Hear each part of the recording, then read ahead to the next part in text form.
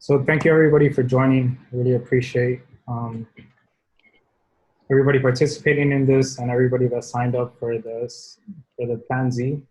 The MIT Enterprise Forum, it's an enterprise forum that's started in Cambridge, but we have a chapter down here in South Florida. The South Florida chapter has been around since 1985 and has gone through different iterations over the years. And where we focus on now is on early stage startups and helping them on the entrepreneurship journey, find their product market fit, and surround them by other successful entrepreneurs and other people in the business world that help them kind of level up and learn the little things that they need to learn in order to take that next step forward. So this particular event today, we wanted to focus it around the CEOs and drive different teams to success, and especially in times of uncertainty. Especially now with the whole COVID-19 going on, there's a lot of uncertainty in this world. What does the future of work look like? What does the future of different industries look like? Everything from real estate to the medical field to innovation and logistics as well too. And with everything changing all the time, the logistics side of things as well, of how contracts are executed. So we wanted to take this time to kind of open up the forum and bring different experts from different industries to come together and talk about these changes that are happening. But specifically, how do you continue to see the opportunities in the chaos? So a lot of the times as leaders, we need to have a clear vision of what we're trying to execute, what we're trying to succeed, and push our teams forward in order to have those successes. So we wanted to bring together these group of CEOs to kind of talk about those and what they have done in the past in different times of different industries, of either the Great Recession that passed in 2008 and other things that shifted different industries over time. So I would like to I'd like to introduce Jared. He's from Greenberg Traurig. He's a business attorney, and I'll just let him introduce himself. It'll probably be the best way. So let me stop sharing the screen, and we'll have everybody on this center. All set for me? I'm now on mute, so I can easily take over. Thanks, Robert. That was fantastic. You actually did the perfect introduction. I'll just supplement that a tiny bit so I'm not redundant. Good afternoon, good evening, everyone. My name is Jared Davis. I'm the co-managing partner for Greenberg Traurig's Miami office. We are a global international law firm.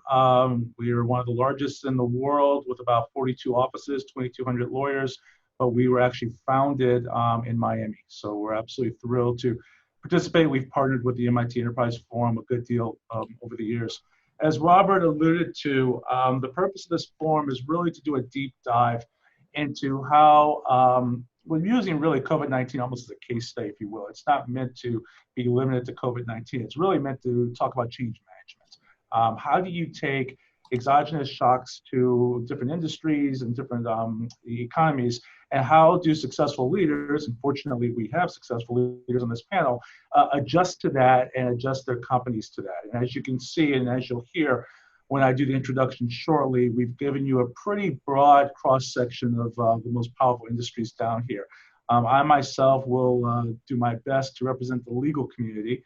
We have healthcare, we have real estate, we have supply chain logistics, technology.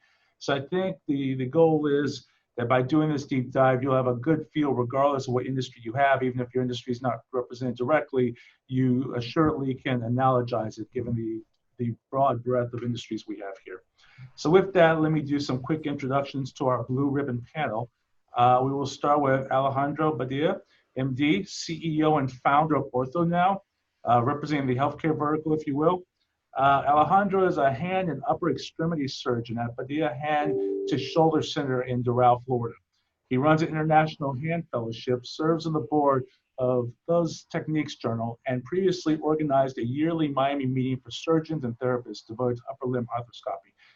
This international meeting was held at the renowned Miami Anatomical Research Center which Alejandro co-founded in 2005. In 2008, he created his Hand to Shoulders Center and Surgery Center at Doral, while in 2010, he launched Ortho Now. And Ortho Now has had a good deal of press out there. We would be happy to send you some of it, but also I highly encourage you to Google it. It's the first immediate orthopedic care center in South Florida, and he's gone on to successfully franchise that concept. He's past president of the International Society of Sport Traumatology of the Hand, is a member of several orthopedic societies, honorary member of more than 10 international hand surgery and arthroscopic associations, and served as an honored professor at the prestigious Philadelphia Hand Course in 2012. Having lectured in all 7 continents, he is currently focused on improving healthcare delivery in orthopedics in the sports medicine realm. Then we have George Gellar Jr., CEO of Real Estate Salesforce and 2020 chairman of the Miami Association of Realtors. A dynamic industry leader serving as 2020's chairman for the Miami Association of Realtors Residential Board of Governors, 2019 Florida Top 50 Broker Chair, in addition to 2018 Chair for the National Association of Realtors Emerging Business and Technology Forum. It should come as no surprise that George's brokerage is leading the revolution in today's evolving market. Betting on technology, social media, branding, and training has paid off tremendously for him, and the results speak for themselves. The firm has expanded to over 450 agents with offices throughout South Florida. And then we have Renata DeWitt, CEO of Innovate Global Florida Supply Chain. With more than 25 years in business experience, she has been part of the innovative development of the following enterprises. Co-founder and key member of the startup team of Celestix, the exclusive logistics operator for Telefonica in Latin America. They today are in more than 16 countries. She's a co-founder of PCS Latam Cellular, a PCS Wireless and Innovate Group, a collaborative effort. With just over a year of operations, Latam Cellular is now in more than 10 countries, creating new markets for PCS Wireless in Latam and Europe. And then finally, we have Michael Bertoff, founder and CEO of GeoOrbital. Michael is the founder and CEO of GeoOrbital and a crowdfunding pioneer. He is the first to raise over $1 million plus with rewards crowdfunding and over $1 million with equity crowdfunding. He's the author of the groundbreaking book, The Evergreen Startup, the entrepreneur's playbook for everything from venture capital to equity crowdfunding, and is a recipient of multiple industry innovation awards. You may have seen him or his work on ABC's Shark Tank, on the cover of Time magazine, or the Discovery Channel. His entrepreneurial journey has been documented on CNN's Great Big Story, and he's featured in hundreds of media outlets from Fox to Forbes. So with that, welcome everyone. We appreciate you giving your time. Let's kick into it. So I want to start from the most general to the most granular. Don't worry right now about talking about the innovation solutions you've come up with in your business. Right now, I want to get the landscape out there as to how has COVID-19, and remember, we're using COVID-19 sort of as a case study, how has it impacted your business? I mean, I'll start off with my own. I can tell you with law firms, remote work has been everything. We've had to go off-site, even though we're deemed essential businesses. We are off-site a good bit. We've only have a skeletal crew in the actual office. And when I say skeletal, it's about 5 people. So all of our attorneys and staff are working remotely and having to access our clients, close the usual large deals we do, handle complex litigation all remotely. And that's been sort of the new normal for us, if you will. Each of you, if you could start, and I'll mention your name, and tell us first just how it's been impacted. We'll get into solutions in a second. And when we do solutions, I want to focus in particular on technology because that's always been a focus of the MIT Enterprise Forum. But as I call your name, walk us through your company a little bit, but more importantly, how it's been impacted by COVID-19. We'll start with you, George. All right, thank you. So I think the best way to tell you how it's been impacted is really that my business is a face-to-face, nose-to-nose business. You know, that's pretty much how we get business. And to have to now move forward in an environment where we got to be 6 feet apart is obviously going to be a challenging one, especially when we know that our industry as well is essential. Like it says in the news, home quarantine. Key word there is home. You know, we are that providers of home, and we definitely don't stop. Very similar to you, from an office perspective, we're down to a skeleton staff only. We have an A and a B team. One of our early innovations that we invested in early on is video technology. So as this halt came, luckily our listings were still able to show 24 hours a day, 7 days a week. From an infrastructure perspective, we also had a workplace environment where we created culture online and it sort of gave us the ability to keep on practicing at the speed of now.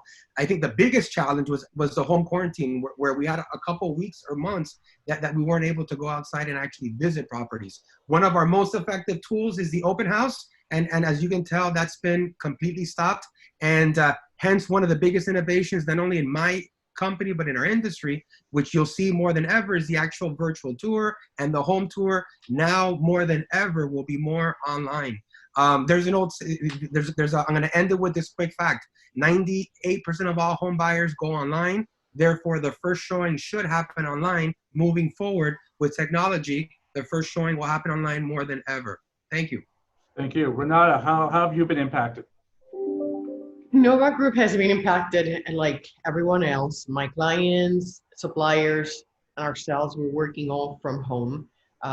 No one's at this time in the office. Some of my clients have people in their warehouses because otherwise, how can you deliver? Of course, they need to have people, but most of their staff is working out of home.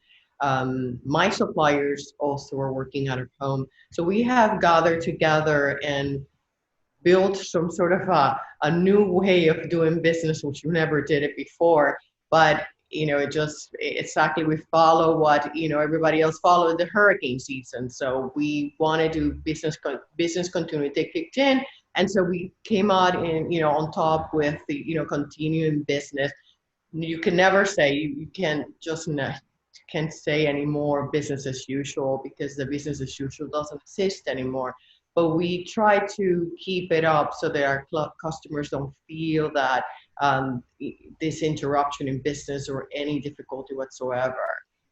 We also lost some business to COVID-19, considerable amount to one of our clients, stopped some of their big events, and so as a small company, we will be, and then at some point in time, I'll tell you what we did to deflect all that.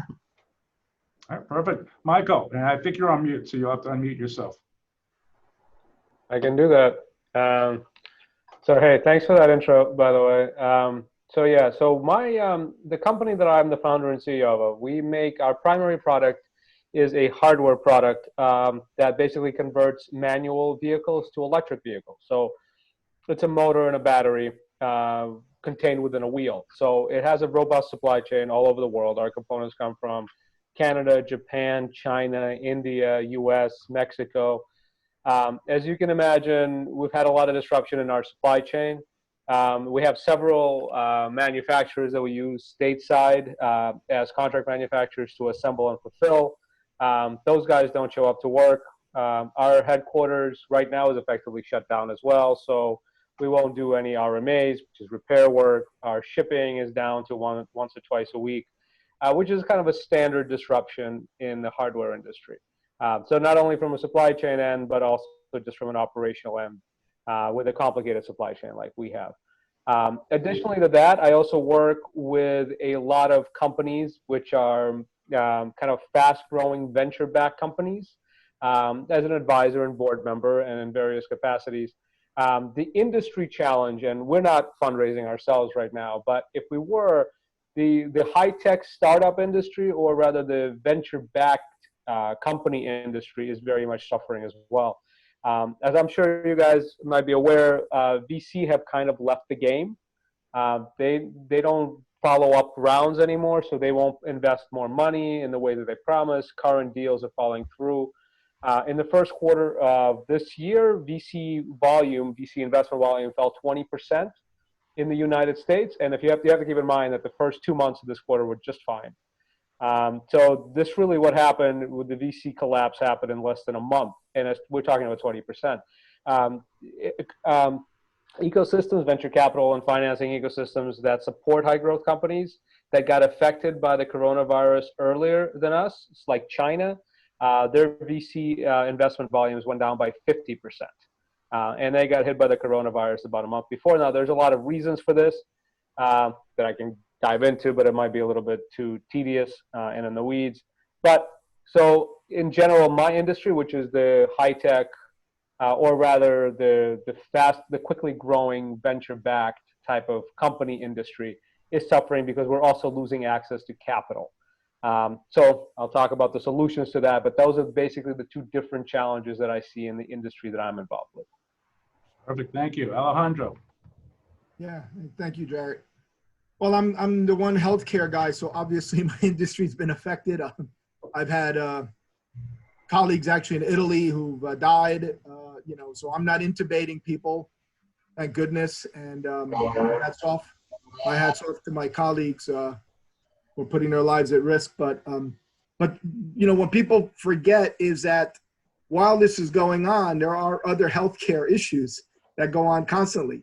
And while COVID is crowding the headlines, you know, what I deal in is in orthopedics, and as a hand surgeon, a lot of trauma. So people are at home doing, you know, do-it-yourself, fix-it things. So I've had a number of, say, saw injuries just in the last, you know, few weeks. So as a hand surgeon, I've continued. What was different for us is I'm as the co-founder of Ortho Now, which is really an orthopedic kind of walk-in center. We had fortunately been doing telehealth for a few years. The difference was that all of a sudden everybody wants it. Our employees engaged them, our clinicians, and all of a sudden patients wanted it because the last place they want to be is a hospital.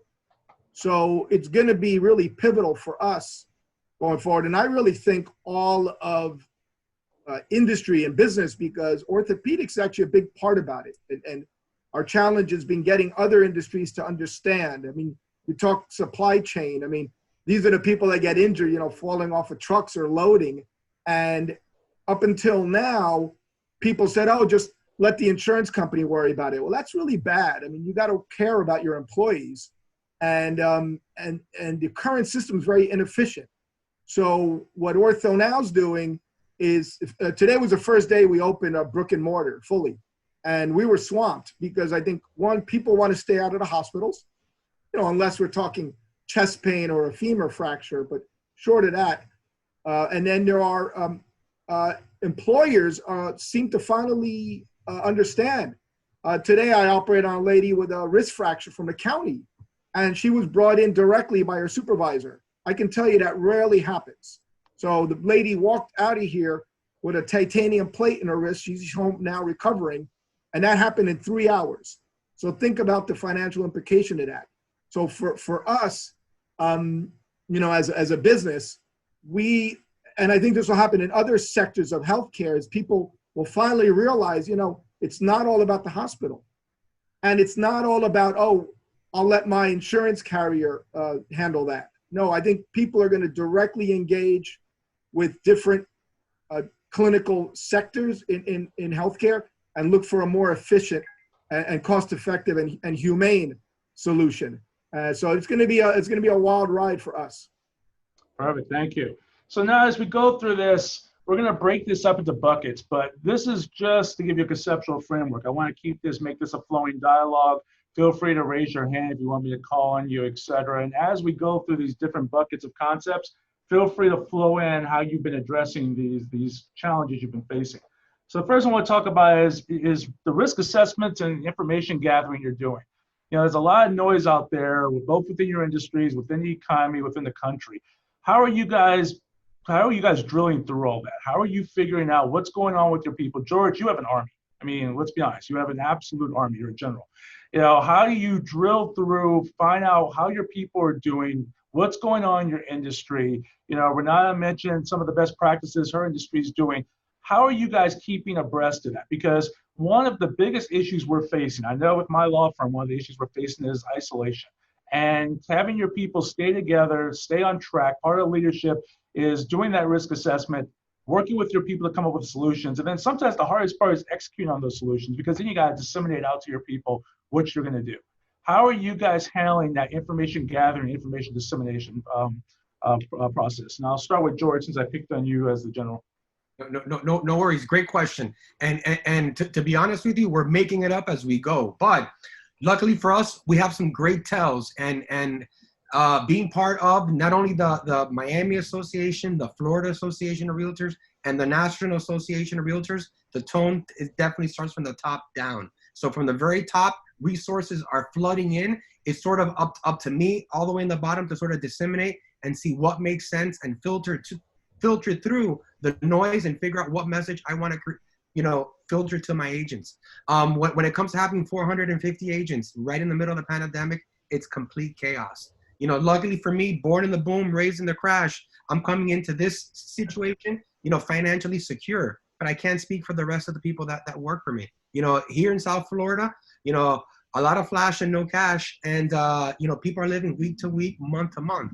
And I think one of the ways that I'm doing to connect is obviously taking advantage of Zoom, old technology that we've had in the sidelines that now we're bringing it back into fruition. And what I'm doing is I'm trying to be the source first and foremost of information. So going through the source, breaking it down to my people. Number two, I want to be that voice of calmness. I want to be that leader that obviously that they've aligned with.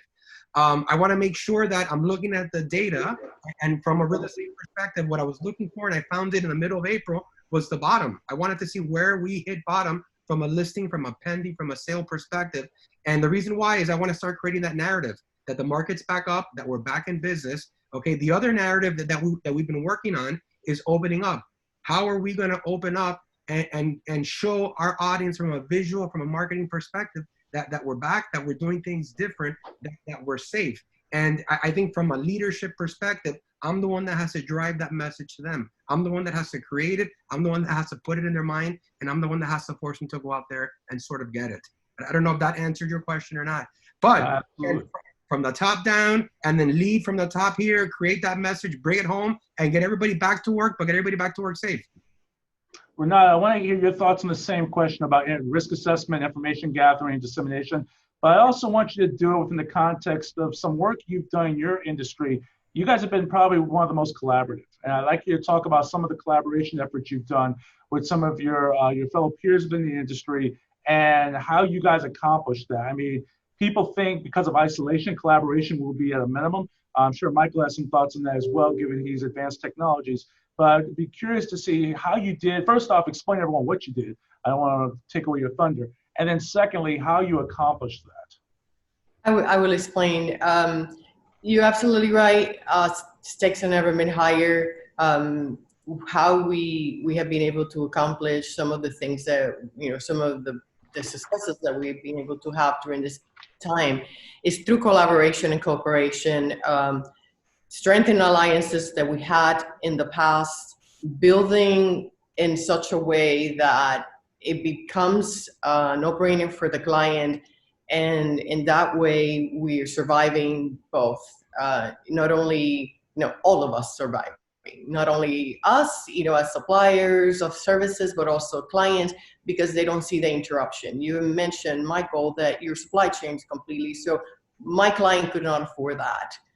In the projects that I worked in, could not afford supply chain glitch. And so we needed to stay. And so how do we did it? Because, even though we're small business, we joined forces with a larger company that does not have, obviously, we do have some certifications that they don't have, some expertise. Everybody has expertise, but you've got to pick, what you have. And so that's the way that you find a collaborating effort. We put it together, and it makes a really good sense, and in the sense that we joining forces, we were able to do the work that it needed to be done for this client with no interruption. And right now we keep going in this project that had not been affected, thank God, by the COVID. And we prayed every day. I have become very spiritual these last few days. We pray every day that this project does not get affected, because there's not only my company, but also my suppliers, also my clients, that all their employees will be affected if this project gets affected by COVID-19. So far, God, thank God, right? It's not affected. And so moving forward, we gather suppliers, we gather clients, we gather everyone together, create new processes, make sure that everything was from, we got motivated, but we also wanted to make sure that we stay in course and also executed to perfection for this client. And how are you monitoring the success of that collaboration? Part of collaborative efforts is you need to be able to monitor to make sure both or multiple parties' expectations are being achieved, because otherwise that's how it falls apart. How are you guys, it's almost like a marriage, how are you ensuring that you're staying in touch? I mean, are you setting a set frequency with which you guys talk to do an assessment, or is it just ad hoc, or how are you accomplishing those communications notwithstanding the relative level of isolation? We do talk every day between suppliers, clients. We do talk every day, but the way that we can tell it's actually paper. I know this. Paper trail. Of course, we're a paperless office. What I mean, paper trail means that we keep track of everything that is happening at the end of the project, or at the end of not a project, but maybe at the end of the week or at the end of the month. We do reviews.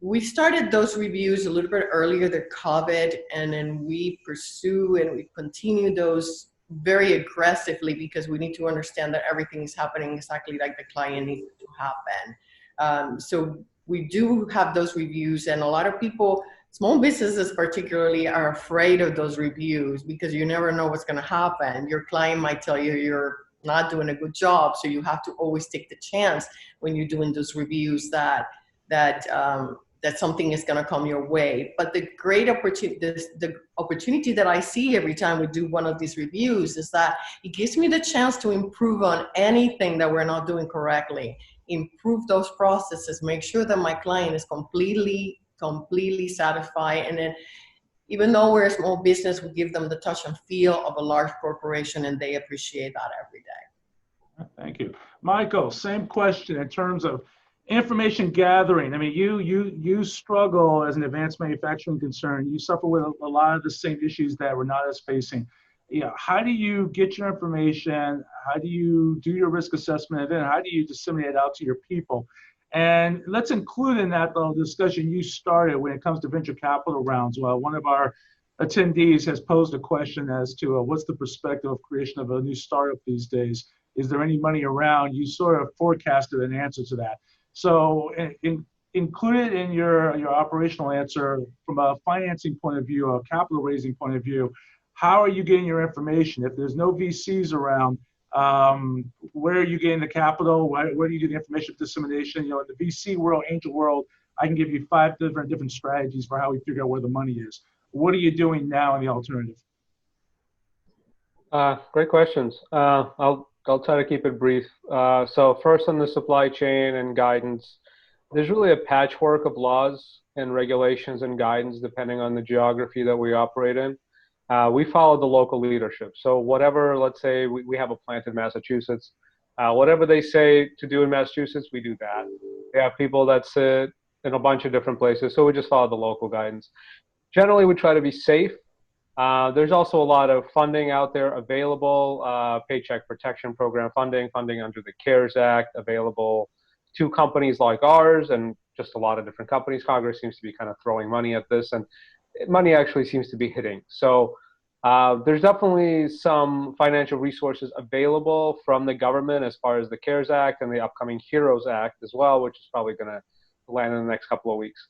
But yeah, as far as supply chain, the Chinese part of our manufacturing has actually been struggling for a while because of the tariffs, because of other issues that are probably a little too involved to go in with. But pretty much anybody who is low to mid volume like us, anybody who would be considered a startup like we would be, has been having problems with China on the supply chain end since the tariffs started. The coronavirus also basically eliminated credit terms that contract manufacturers and the people who would put sub-assemblies together for companies, those credit terms have gone away. We're also very much below the queue. We're much lower on the queue. So a lot of the, which is to say, a lot of the people who make products, who assemble products and sub-assemblies, these are components of products that might be assembled somewhere else, but everything needs to get assembled somewhere. So everything that has a screw in it, somebody needs to put the screw in. So even if that component, let's say a battery, comes to the US, it needs to be assembled somewhere else. So just on a practical level, the people who make those assemblies for emerging companies like mine also oftentimes work for larger companies. companies that you would see on the shelf at your Home Depot, and they sell hundreds of millions of dollars of volumes annually. So they haven't worked for 2 months. They haven't worked since the Chinese New Year, which was in February, and they haven't worked with the coronavirus, which happened for the last 3 months effectively. So they're like 4 months behind schedule. So screw the little guy, right? Screw us. So they're going to work on their big customers first. So the coronavirus actually has affected us in a very complicated way from a supply chain perspective. Not only is our supply chain disrupted and the factories closed down, but when they do open, we're nowhere near of their list of priorities, which also leads to some very interesting workarounds that have come around. I won't bother everybody with those, but let's talk a little bit about that, because I think there are folks who are going to be intrigued. I mean, you don't have to go too far of a granular level, but I know I'm intrigued by, are they alternative supply routes? You're looking at different countries. Just a couple of examples of what you guys have found have been effective workarounds. Sure. It's as funny as this is. So we're still competing with much lower cost products, like any emerging company is. So we can't completely take our manufacturing to the United States, but we can dumb down our product quite a bit. So we've actually spent a lot of effort trying to engineer the complications and the cost out of it.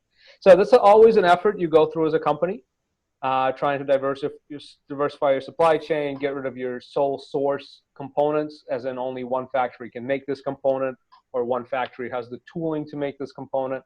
So over the last few months, and this actually, we're kind of primed for it with the tariff stuff, we started finding alternative manufacturing in Vietnam, in Mexico, even the United States. There's areas in the United States which are very cost competitive, in the Midwest primarily. So we're trying to engineer our product, but not to make it more feature ready and we're not adding features, we're removing them at this point. It's kind of a backwards way to design a product, but it's kind of a necessary way, I think, for a lot of companies now. So, which also gives us the ability to kind of stay lean and pivot a little bit, which is something that a big company wouldn't have the ability to do. So the advantages of being a startup, the ability to pivot, to change markets a little bit, to change product when needed, is one of the only real strengths that a startup has over a big company. And it's coming in very valuable now, because big companies I know that we're competing with are just dying, and they have nowhere else to go. So on the venture fund, on the company fund, that's a great question. I actually think this is the best time in the last 20 years to start a company, and I say that because the 2001 boom threw a lot of money into the industry.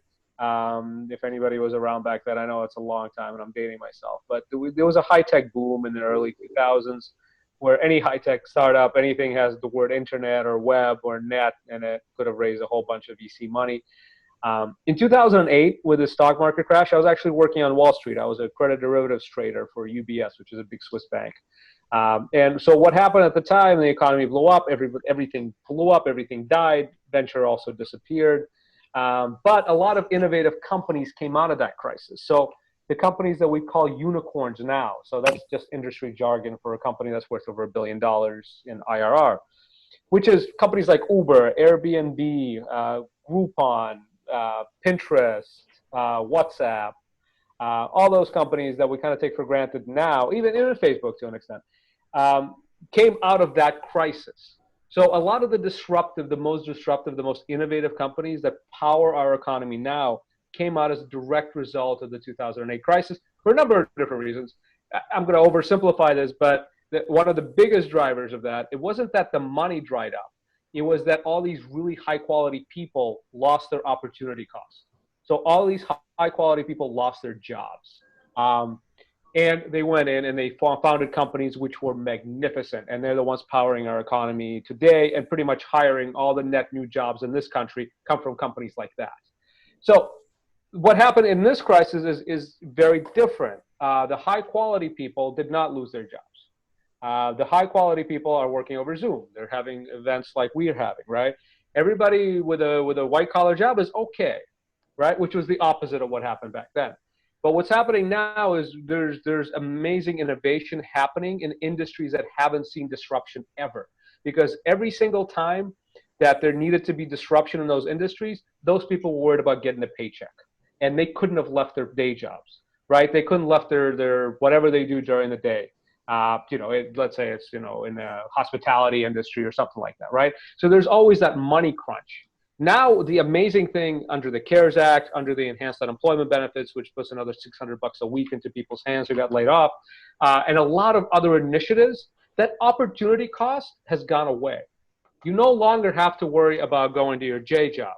And if you have some passion about an industry that's not represented in the high-tech world, like hospitality, which hasn't seen innovation in ever, or manufacturing, or assembly line, or like any of the companies that I'm advising now, even like nonprofits, the people who found those have never had the luxury of taking risks in their life before, whereas they do now. And that's a fascinating shift. So whereas in 2008, we saw a growth in high tech, Cambridge, Silicon Valley, New York type of companies, here we're seeing a renaissance in cities like Miami, Dallas, Detroit. So all of the cities where people need to make money but also have ideas are now amazingly being represented, and that's spurring a new type of investor. So the fascinating thing, and I'm on a tangent, so feel free to interrupt me if this is super boring to everybody, but the way that angel capital and venture capital works is on a concept called, and I'm sure everybody's familiar with it who's ever been in this space. In the 1930s, Congress got together and said, to invest in non-public companies and startups, you have to be a millionaire, effectively. You have to make over $250,000 a year. You have to be worth over $1 million. They call this concept an accredited investor. They did this so that startups or young companies or private companies don't fool people out of their hard-earned money, so they don't lie and steal money. So the Congress had this shortcut, right? They said, if you're a millionaire, we're going to assume that you're smart and that you're not going to get fooled out of your money. So the venture capital industry and the angel industry is based on this concept of only accredited investors can invest. Now, accredited investors in this country are almost exclusively white males in their mid-60s. So all innovation for the last 80 years since these laws passed has been funded by white males in their 60s, which is a fascinating phenomenon because that's kind of the last demographic you would think of about being in charge of funding innovation. So what's happening now? Those guys are all gone. They're losing money like crazy. All the funds that they're parts of are withering away and trying to salvage whatever the investments they have. And what's coming into effect, again, in large part because of Congress, there was a Jobs Act in 2008 that came out of the last recession, allowing regular people, non-accredited retail investors, regular folks to invest in startups. So companies, the most innovative companies that are coming out now, not only have the most diverse ideas that I think we have ever seen, but they also have the most diverse investors that we have ever seen. So if your idea is off the beaten path, I think this is the best time ever to raise money. If you are a founder, a Black founder or a Hispanic founder or a woman founder, it's almost impossible statistically for you to raise money before. A year ago, only 2% of companies that were led by women ever got VC money. Less than 1% of VC-funded companies were run by minorities, Black or Hispanic origin. Now it's radically different. The companies that are getting funded now are almost half and half male or female run, are very heavily represented by minorities. It's an amazing time to raise money and to start a company. Anyway, I'm gonna cut it off right there. I appreciate it, and the great insights, and I love your optimism. And to add to that optimism, I'll put my panelist hat on as well. In addition to the crowdfunding, the other thing we're seeing is a lot of funds that are still healthy. We're sitting on a tremendous amount of dry powder, and what we mean when we say that is a lot of cash, because they saw that there was going to be an economic downturn. They weren't anticipating COVID-19, obviously, but they were seeing a downturn, and so they were actually stockpiling cash to take advantage. So there is a lot of cash reserves out there. You just have to know where to go for it. I love the insight you had in terms of when you pursuing other markets for supply chain, that pivot out there. It seems like and just to forecast, one of the questions I'm going to ask the panelists at the end of this is, what are the positive consequences of COVID-19? It seems one of the positives is this tendency to force us to relook at our models and in some cases accelerate certain tactical considerations that normally we would have waited a year or 2 or 3. I mean, to look at Vietnam, et cetera, you probably would have done that regardless, but it would have been year 3 as opposed to right now. One thing I would suggest out there, you mentioned the payroll protection program, one accelerant that each startup out there should look into is developing a relationship with a bank, particularly a community bank, because they've been the gatekeepers for the PPP program that Congress established with the CARES Act. We're seeing a number of startups, a number of small companies who normally only have a checking account, who are now starting to really develop relationships with the banks, because these banks have a massive amount of incentive to help you apply. And in some cases, it begins your first lender relationship with a bank. And so one bit of advice for you startups out there is start talking to bank officers to say, look, I know traditionally we've only used you for cash management. Now we want to talk about at a deeper level what we can do with you, what we're eligible for. Alejandro, we've been holding you up, so I'd love to get your thoughts on the same topic about information gathering. How do you know what's going on? I mean, you're one of the most innovative guys in healthcare, and also with elective surgeries going sort of down, they're back now, but it'll take time to ramp up. You have had to do a lot of adjustments to be very nimble. How have you been doing the information gathering, and basically how have you been adjusting to that? Well, yeah, we've been using Zoom for our Ortho Now executive meetings. We've been using Zoom on, in fact, tomorrow, Wednesday, 3 p.m. every week for the last 8 years, we've been using Zoom for our conference calls because some of our people are in other parts of the country. For our local employees, we are actually using that now as well, just because we were distancing to a great degree. But again, we're providing care.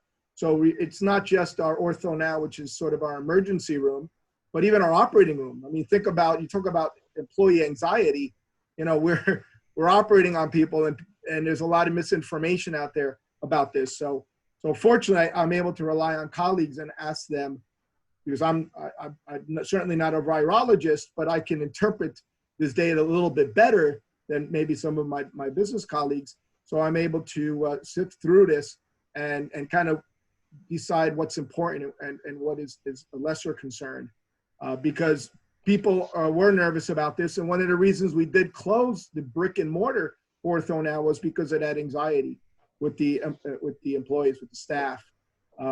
But again, the telehealth, we actually, I coined the hashtag teleorthopedics. So if you look that up, that's basically us. And so we're creating that space. And as far as Michael, from your lips to God's ears, regarding innovation, we have had incredible challenge. Healthcare is, the devices are innovative, but the actual delivery of healthcare is the antithesis of innovation. And we have a lot to learn from the hospitality industry. So I noticed when you said that hasn't innovated, I'll tell you, they're way ahead of us. And my book talks about that. You know, I'm finishing the last chapter tonight. It goes to the editor tomorrow, Healthcare from the Trenches.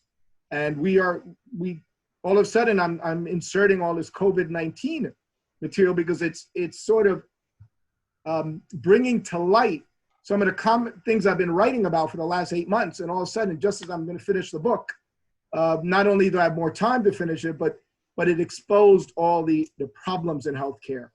So we've been using technology. We were able to communicate well with our employees, but also our patients.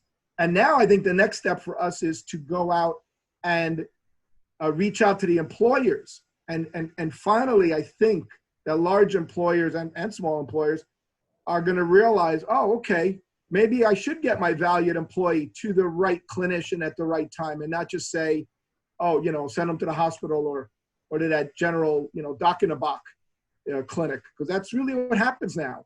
And so we think there's a huge opportunity here to really impact employer health and efficiencies for delivering that care. And that's gonna have a huge impact to the bottom line.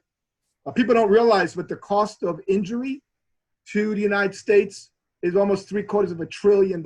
So yeah, the medical care is a significant part, okay? But then there's the downstream, whereas if you don't have your best roofer and you're doing construction, or your best driver for supply chain or something, then you're in trouble, because you got to spend money now to retrain somebody. So I think people are really going to look at efficiencies of healthcare delivery after COVID, and it's going to be a major opportunity. So we'll see if the investors are really on the sidelines. We think so. We hope so. I want to stick with you for a second, Alejandro. We took a while to get to you, so I want to give you a good opportunity to talk. You mentioned how you've had to shut down a few offices and they'll come back online. Yeah. How are you managing that with your people? Let's talk about the people factor. One of our audience sent us in the chat a question saying, in terms of what we've seen and heard from our people, when do we expect, furloughs, things like that to come to be reversed? And the answer is, it depends on the industry. It depends on the individual company. I apologize for not being able to give one answer, but it's so variable. I mean, the hospitality industry is completely different than healthcare. Healthcare is completely different than law. What we've heard is, folks are going to do it ASAP, but they want to do it in a deliberate sense, because the one sentiment we've heard from a lot of people is the last thing you want to do is return furloughed employees and then have to tell them 6 months from now, oh, we got to do it to you again. Because that people factor, that human factor, which I'd love to get your thoughts on, Alejandro, how you're dealing with your people on that, we got to take that into account. So I'd love to hear, just in terms of, from a change management point of view, the human side of change management, how are you helping them adjust to this new normal? Fear is a powerful enemy. I think with all of our organizations, it's kind of like running a country, it's like running a military. Fear is probably one of the biggest things you have to deal with, that trepidation out there and how it can creep in and cause people to really question themselves. How are you managing your people to, and then we'll go to General George because he's got the Army, in terms of how do you get them to realize, we're all on the same page, we're going to get through this. Just curious to get your thoughts there. I think the main thing is you keep them busy with projects that have meaning and that inspire them to when we do come back fully, that there is work to do and that there's need for them, for all of us. So the way we've done that again is we have a concerted effort now to reach out to referral sources to try to establish a better relationship with the payers, which is always a challenge. So we've been doing that again remotely. We did take PPP money for example, the Doral location, but we did not for Biscayne. So we hope if an investor, if we make certain changes, we hope to reopen Biscayne, but we weren't sure. So we didn't want to lead people on. That was a small office, and some people we encouraged them to look elsewhere. Whereas with our Doral people, that's really the nucleus.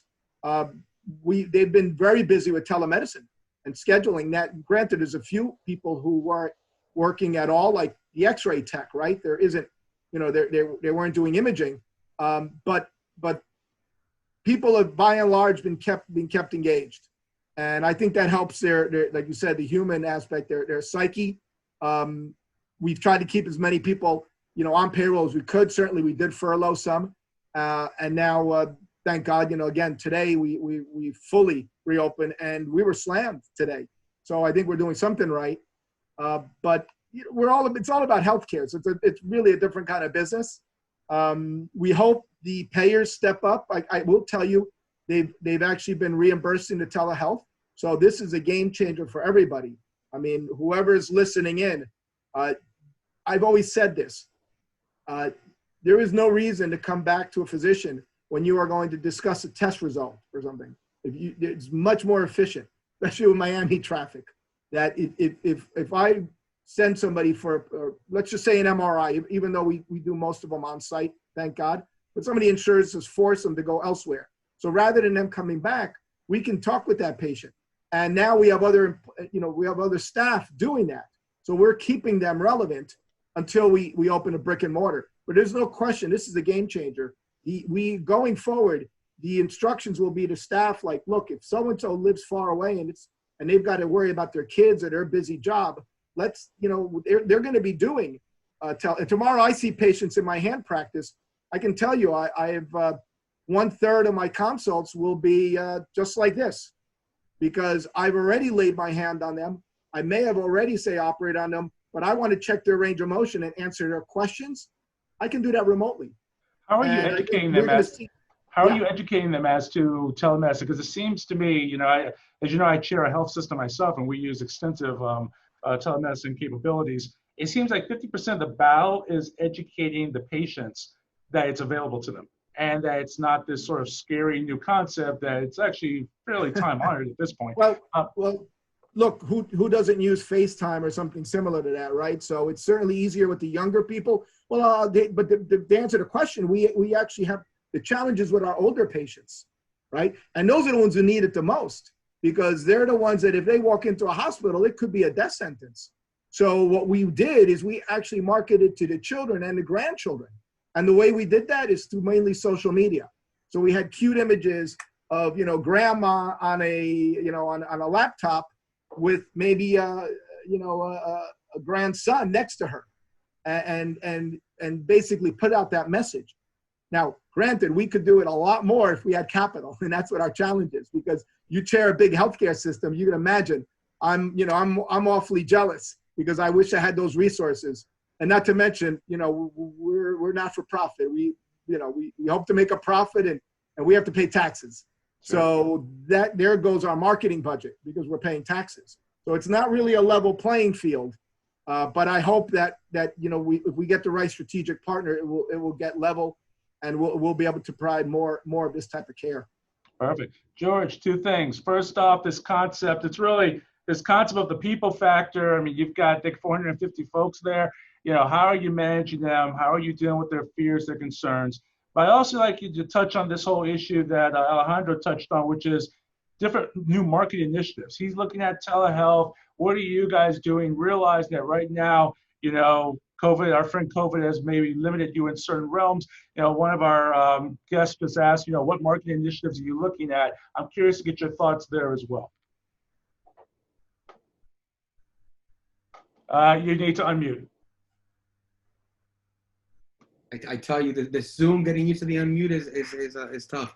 So great question. Listen, with 450 agents, definitely one of my biggest challenges is communication and getting my message out. Something that we've been implementing ever since COVID is obviously leveraging Zoom. Every single Tuesday, I do something called Cafecito with George. And Cafecito with George is sort of like the state of what's going on. And usually it starts off with me telling everybody that I miss them. Keep in mind, as a real estate broker, I am a man of the people. I love community. I love to high five. I love to train. I love to see people. So obviously this environment, really sucks for me, to be quite frank. So I start off with I miss them. I start off with a breakdown of what's going on. So I have my attorney go on there, and she talks about title, the state of title, how you guys are practicing title, what's going on. I have my transaction coordinator come on, talk about what addendums and what COVID clauses we're adding. And she's my ground, sort of my boots on the ground, so she has a great pulse of what's going on. I have my lender talk a little bit about what's going on from a lending perspective, how lenders are tightening up, how interest rates are dropping. I talked to my marketing girl, and I talked to her a little bit about the message that we're getting out there to our audience. So keep in mind, as the leader, clear communication on what's going on and hyper local information. I try to segment it on a week-to-week basis. And again, for me, information is confidence for them. As I break it down, I have each one of these sectors talk about how they're doing business today on this in a post-COVID environment. And with that being said, from a business perspective, how do we operate in a post-COVID environment? How are we prospecting for new business? How are we marketing existing business? And those are our conversations that we have as a group. And keep in mind, by myself, I run far. Together, fast. Together, we went farther. From a group perspective, we leverage our resources and we figure things out at the speed of now. So from a collective perspective, on a weekly perspective, and again, on a hyper local information perspective, is sort of how we've been going from week to week from a communication perspective. From an innovation change perspective, let me tell you something that I don't tell everybody, and it's sort of off the record. We started last week what I call RESF retreat, where I'm getting my employees in there and we are re-evaluating their roles. We're looking how COVID has affected their workflow, what innovations they found within the way that they work, and we're analyzing who's essential, and we know this in the back end. There's 25 million unemployed people out there. The talent pool is huge. So we're also looking honestly at our weakest link and seeing, is there an opportunity to improve our business and our employee roster. So those are just some of the things that we're doing right now. in order to move forward. And in terms of market initiatives, how are you getting leads these days? I mean, you know, a lot of the traditional ways of generating leads are probably not as robust as they usually are. How are you generating that? Great question. And you know what? Real estate's been around for 200 years, so a lot of our hit points don't go away. So obviously, social circle, past clients is definitely our bread and butter. For sale by owner, more than ever, needs a professional today. So we're definitely hitting the for sale by owners, expired listings, list pendants. Keep in mind that we're noticing traffic from 2 different sectors, New York and South America. So we're reaching out to those sectors as well, making sure our alliances are there. Social media has played a huge role the last couple of years. You know, keep in mind that our audience, our attention is now there. So social media engagement, prospecting has been the new norm. You know, keep in mind, I'll share this with you. You know, 10 years ago, if I was looking for a landowner, you know, I would go online, I would go to the tax pro, and I would find their information. Today, if I'm prospecting, I go to LinkedIn, I go to Facebook. You know, my first reach is not the telephone. It's really identifying these different platforms. So again, the way that I prospect is changing, and it's forcing me to change now where people don't pick up their phones and where people are now stuck in front of a screen. So again, just small little shifts in how we're moving. And again, this environment has really forced us to really think outside the box. We're stuck at home. So again, give it to a realtor with 3% commission to figure out ways to connect. All right, Renata and Michael, prepare yourself. I'm going to hit you guys up about this whole notion of change management in a second. In particular, one of our guests asked the extent to which AI or blockchain is being incorporated, or maybe even in your planning, do you see that coming into place? But even if the answer is no, not yet, that's too premature, just what changes, well, how have you pivoted? Just this is more of an ethereal philosophical point. How are you affecting change management with your people? How are you getting them to adopt it? Before we do that, one innovation that the MIT Enterprise Forum is starting to do is polls.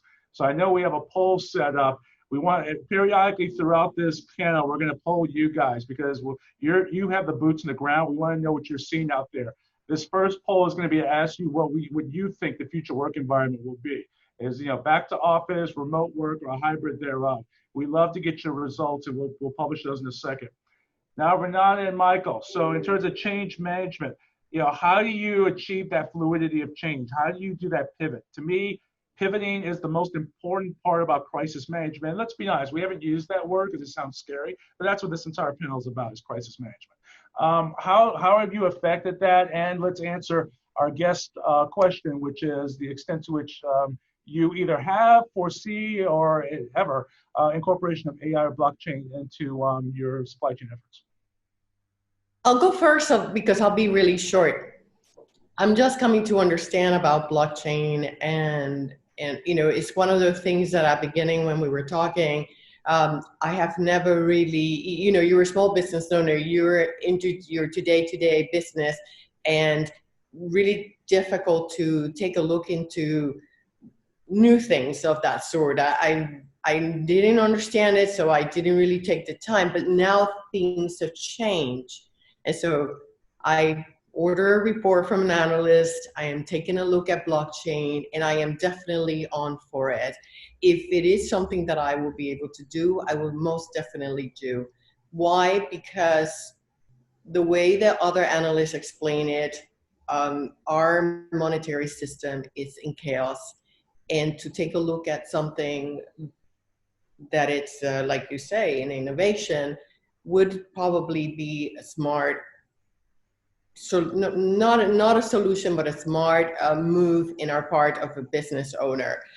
And I definitely will take a look into it, and I will spend some time, understand it, see how it would apply, and how can I take advantage of this. And if I can do, if it comes to invest, I know it's almost impossible to invest in blockchain, in the Bitcoin right now. It's very expensive, but they say that there's still some opportunities. So I will find out. And to answer your question, yes, absolutely. If there is a possibility and it's a client that wants to pay me in that way, in that currency, I would definitely take him on. All right. Michael, change management in general, but also with specificity, the question about incorporation of AI or blockchain, and also any market initiatives that you've been pursuing. I mean, I know you're a little bit early stage, but anything you've done to try and make up lost market share, anything of that sort. Okay, I'll try to take that in sequence. I actually don't think this is going to be a long-term change in any meaningful way after we're done. I think the way that people have been doing business has effectively stayed the same forever. I don't think people will be less likely to do things in person now. I think we'll go back to doing things we were doing before. Industries that rely on personal networks, good old boy networks, connections, referrals, we'll go back to those. Industries that rely on internet technologies will rely on those again. I think the change is temporary. I think it's a shock to the system. We got punched in the gut, but we're going to go back and we're going to do the things the way that cavemen did things. It's just we're social beings. It's in our nature to go into office, to talk to people. I don't think it's going to change because of the coronavirus, even if it kills us, which it might, but who knows? It's just not who we are. We can't fight nature. So as far as change management and AI, I think there's an opportunity. There's definitely a lot of innovation happening that I've seen. I'll use the 2008 crisis just as a more separated reference point because we're probably all familiar with it. But I'll use a very microcosm example of human resources. So in 2008, a lot of people lost jobs, and a lot of people were applying for jobs. Naturally, when you lose jobs, you apply for jobs, and most of these are white-collar jobs. At the same time that a lot more people were applying for jobs, there was a lot less people working in human resources because those guys also lost their jobs. So you'd have much less people processing much more applicants. This led to innovation. This led to crazy innovation. So some of the most innovative companies that we see now that we wouldn't be exposed on a day-to-day level, enterprise software companies, evolved to fill this challenge. Many more people, many less people rather, doing a lot more work.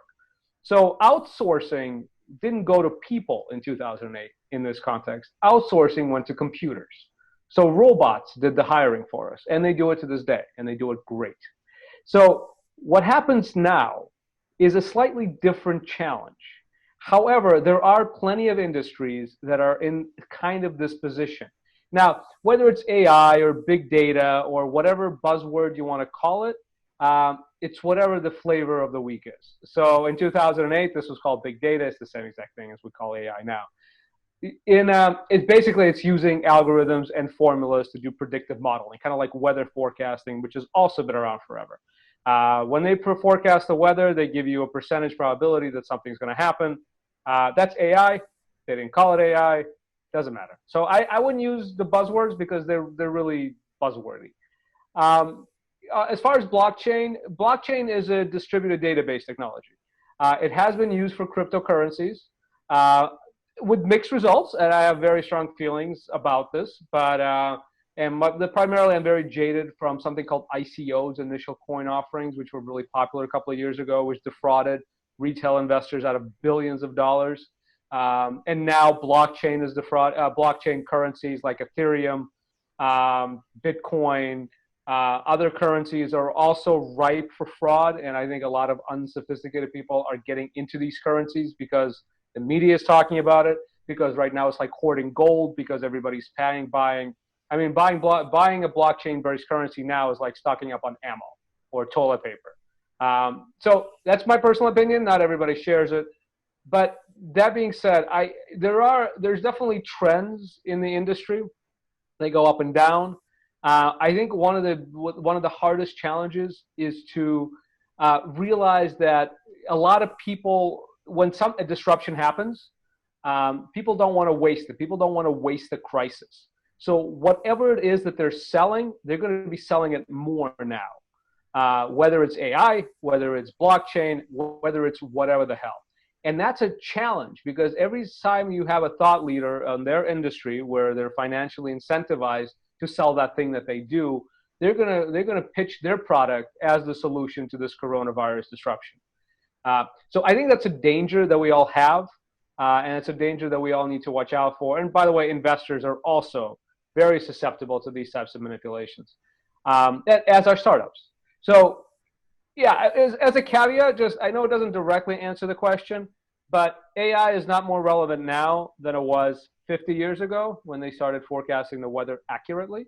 Blockchain is not better now than distributed databases were 10 years ago. It just has a different name. Just something I think it's important for all of us to keep in mind to be grounded. And in the end, you really can't fight human nature. We will be back. We will be talking to people again. We're already back. I mean, there's plenty of states opening up and people having crazy parties without wearing face masks. And that's the minimal thing you can do, is just wear a mask. And people just don't care. It's what drives us. It's what ties us. You can't fight the human condition. So I don't think there's going to be a meaningful, lasting change. I think although Zoom stock, the platform we're using now, has been skyrocketing, it's going to go back down because people are going to realize I can just go into an office and all my friends are there and I'm sick of being with my family anyway. So competitors. It's just the reality of it. Yeah, it's funny. I think the person who was asking the question about blockchain, I'll stick with you because you know tech the best. They weren't even focusing so much, I think, on the currency part of it, but it's really the distributed database, the fact that it's tracking.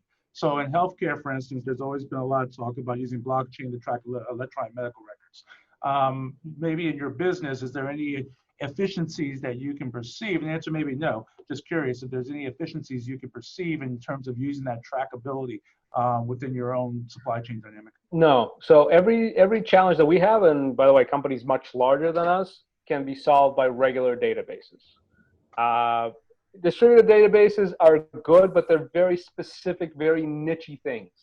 It just so happens that the people who run the distributed databases raise a lot of money, and there's a lot of pressure for them to get market share. So they pitch this as the solution.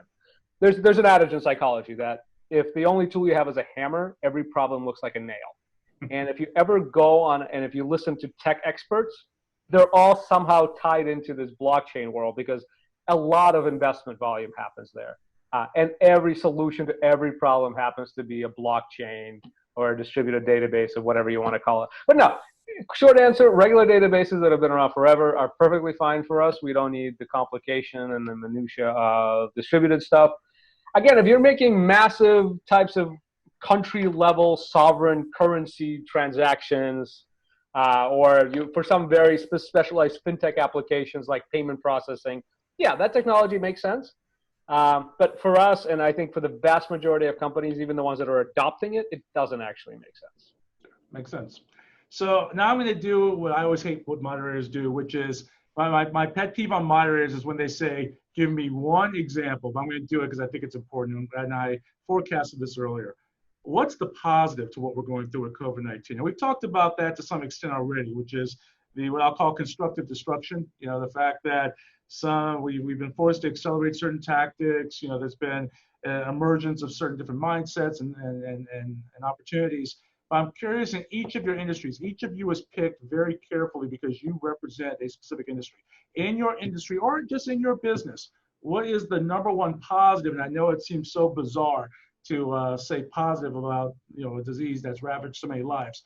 But the way I always word it, a lot of us are in Miami right now. Hurricane Andrew was devastating for our community, but it also opened up a lot of opportunities. A lot of industries will point to Hurricane Andrew as when they were born. 2008 crisis, I think Michael's done the best job of identifying the opportunities that came about because of that. So when I say positives of COVID-19, I don't mean to be disrespectful, but I know in each of your industries, in each of your companies at least, there's going to be at least one positive that comes out of it. And I think the audience, both from a spiritual point of view, but also from their own companies, so they can see the positive in this and start brainstorming in terms of opportunities, would love to hear from each of you.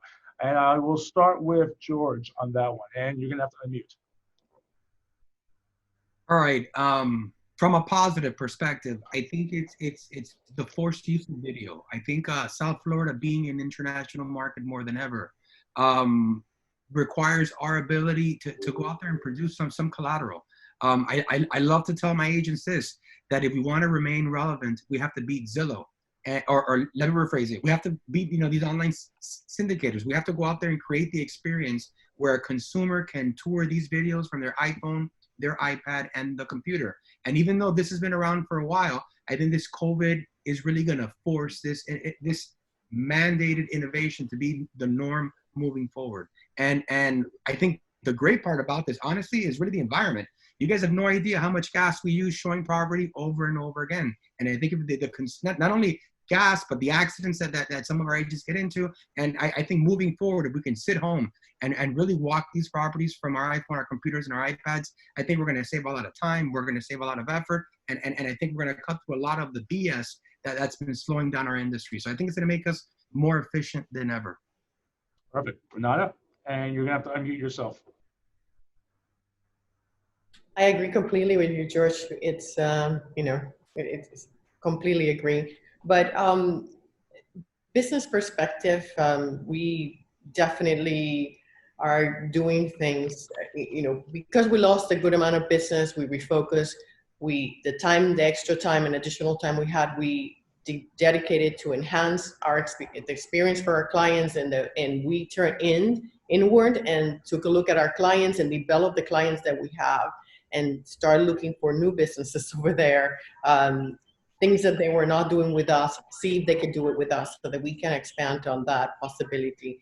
In regards to the positive out of all of these, yes, besides all the business possibilities and opportunities that we might have, I have to say that our community have brought it all together and really start being grateful a lot more. We always been grateful, but ever since COVID, we are so grateful because our life, in a day-to-day basis, because our life can change in a heartbeat, in a moment. And this experience have made us go through this and see so many deaths and so many people losing their lives, so many people losing their jobs. It has brought us to the attention that this is precious, the way we live is precious, and we ought to appreciate it even more every day. Perfect answer. Michael. I actually think there's a lot of positives from COVID-19, but I guess I'll limit it to kind of the scope that I talked about, access to funding. I honestly, from what I have seen, having been in the kind of the high growth company space for 15, 20 years, starting up multiple startups of my own, raising venture capital funding, angel funding, helping many companies do that as well. So I alluded to this earlier. So the 2008 crisis created the Jobs Act. The Jobs Act enabled what was now known as equity crowdfunding. Without getting too much into detail, there's a type of equity crowdfunding called Reg CF equity crowdfunding. That's the one where any company can go out and publicly solicit, as in ask anybody to invest money in them. The platforms, and this is all online, by the way. These are online platforms. They're websites, kind of like Kickstarter, but for selling securities, for selling stocks. What the industry has seen, and by the way, when I say kind of like Kickstarter, just like Kickstarter, anybody can buy a Kickstarter product, right? There's no restrictions. You don't have to be a millionaire. You don't need any of that stuff. So I'm simplifying this, but Congress basically allowed anybody to invest in startups, and Congress basically allowed pretty much any startup to raise money. 2008.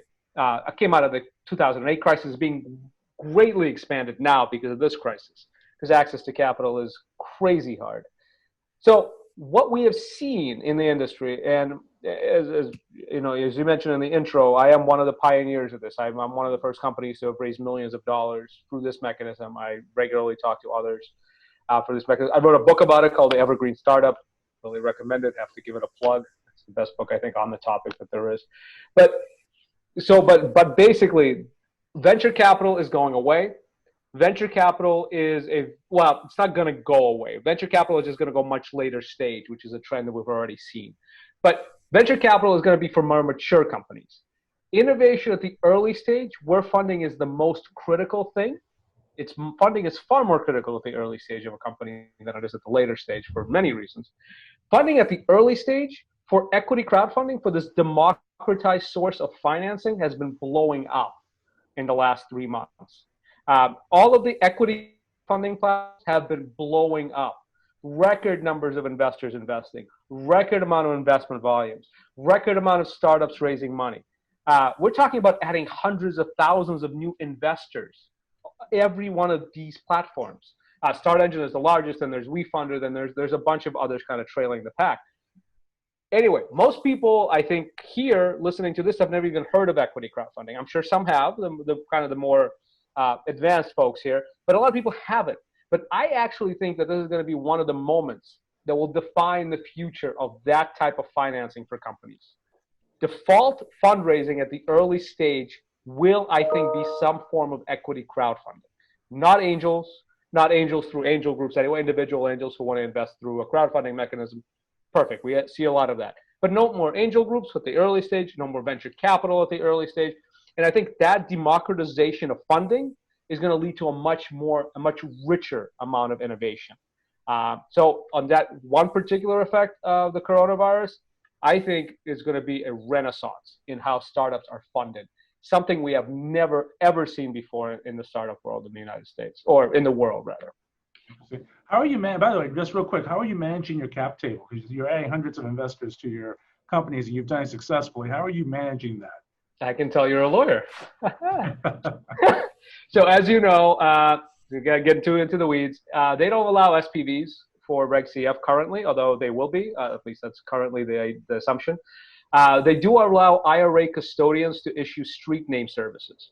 So although we didn't do that, we didn't know about that for my personal 2,000 plus investors, every time I help a campaign, we get an IRA custodian to do street name. However, we manage it in a much more rudimentary way. We just issue non-voting common stock. So all our cap table management issues kind of go away. We actually used to issue convertible debt as well. Again, this was a legacy from my old days of venture capital, angel investing, fundraising. I didn't know any better. I know much better now. But when we issued convertible debt, we also made them sign a provision saying that they will proxy their voting rights to company management when they do convert to equity. So it's not the cleanest solution, the ones that we did, to answer your question about my personal situation, our personal situation, my companies.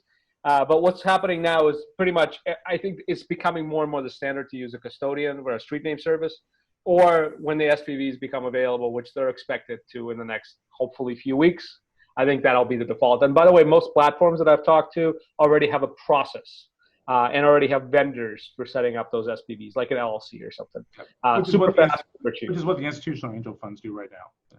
Yeah, and that's what syndicates do too. That's one of the, and syndicates, as you know, are Reg D equity crowdfunding provisions too. So, but yeah, even if you look at syndicates, which is the new angel group, you could say, and there's special purpose syndicates, like for only one investment or whatever. You have indexes in syndicate form. So yeah, so I think syndicates are also equity crowdfunding regulations are the new form of angel group. And I think the new form, and you can see that with like AngelList having hundreds of thousands of angel investors in one syndicate, which is crazy numbers.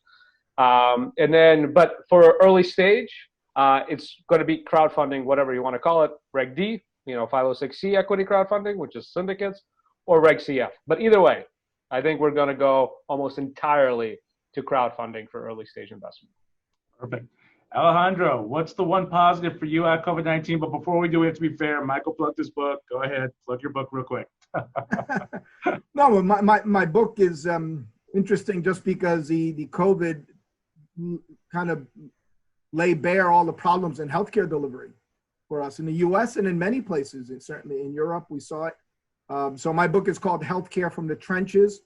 It's really it's an insider account of the obstacles for accessing healthcare, basically from the provider, and I put it in quotes because I hate that term, the provider and patient perspective.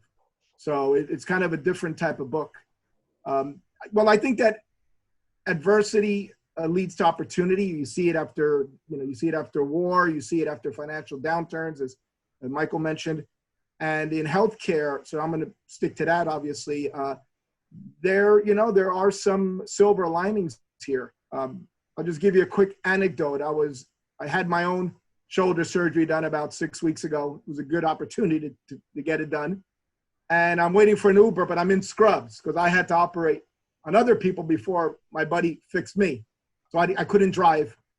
And this woman is jogging by and turns and says, "Thank you." I looked around me and I realized, oh, it's because I'm wearing scrubs. And then it happened again a few days later. What it told me is that the public, and I don't know how long it'll last, but finally realized that people who deliver healthcare actually matter. And that was something we had lost. I think the media's kind of hurt. I mean, if you look in our own local media, I mean, all you hear about is, you know, a plastic surgeon who killed somebody or defrauded Medicare. And I think that people now realize, yeah, that physicians, nurses, clinicians of all type put their neck on the line. And I think that is an opportunity to really drive healthcare to what it really is caring about people. And no question, the consumerization of healthcare, which we've talked about, is really going to happen now. You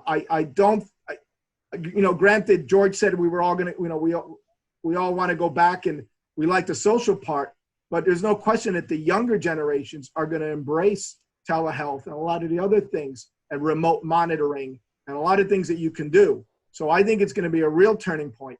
And mainly, and I wrote an article about it, it was in Markets Insider, believe it or not, a financial paper. It talked about that COVID is making people realize, you know, you don't need to go to the hospital for everything. And in my specialty, you don't need to go there like the lady I fixed her broken wrist today. You don't need to go there with an ankle sprain or back pain. It has a very important role, but economically, it's not sustainable. So I think that COVID is going to really dramatically alter how we deliver healthcare. I think that is going to be the big takeaway for my, you know, industry. Perfect. Thank you. So we want to be respectful of your time. We promise we get you out by 8, and it is 7:55. That gives exactly 5 minutes. So you guys have been great in terms of being dynamic and giving us questions. I want to give you one final opportunity. I mean, you have an amazing brain trust here right now. If there's any final question you have for our panel, just do what you've been doing, which is put it in the Q&A in the chat bar, and I will pose it to our panelists. This is your final opportunity. And again, by the way, on behalf of MIT Enterprise Forum, I want to thank you because you guys have been very, very robust in terms of giving us questions. They've been phenomenal questions. I've tried very hard to flow them into my moderation. Hopefully you feel I've done them justice. Any final questions you guys have? I will give you exactly 5 more seconds to pose it. Note the, I believe it's called the pregnant lull. Going once. Name of Michael's book. Michael, what's your book's name? It's called The Evergreen Startup, The Entrepreneur's Guide to Everything from Venture Capital to Equity Crowdfunding, available on Amazon. There you go. And now we're getting hit by everything. So 2 quick questions, and I'll do as jump ball. You guys can take it, and then we'll wrap up.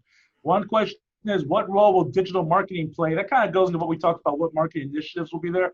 But feel free to expound if you guys have any thoughts on what enhanced role, I should say, digital marketing will play. And then lastly, augmented reality and real estate. George, that's going to be you. So let's first do the jump ball so we give George a little bit of time to think about if he has any perspectives on the impact of augmented reality. You're seeing a lot of players make it so that you basically can put on a, Oculus or a Magic Leap Visor, and you can actually do a simulated walkthrough of a home or a commercial piece of real estate.